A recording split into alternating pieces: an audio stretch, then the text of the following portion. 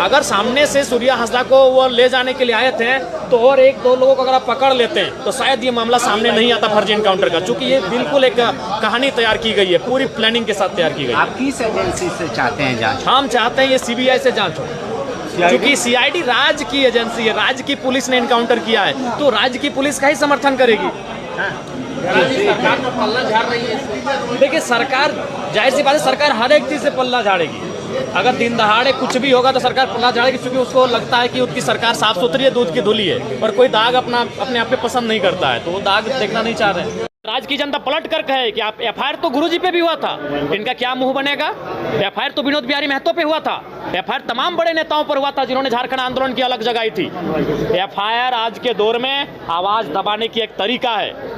हमने भले British India को छोड़ दिया है लेकिन तरीके वही हैं। ये आईपीसी की धाराएं किनकी है? Indian Penal Code, Indian Police Act, ये किनकी है? ये अंग्रेजों की है।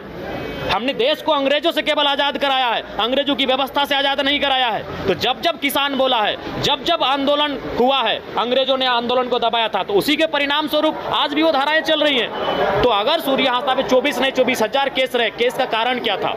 क्या उन्होंने किसी महिला के साथ अभद्र व्यवहार किया था?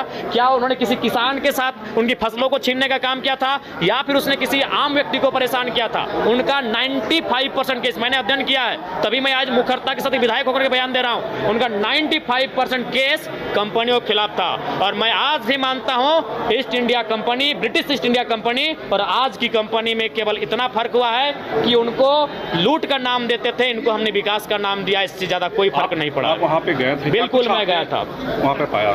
मैंने पाया है बॉडी जला हुआ था।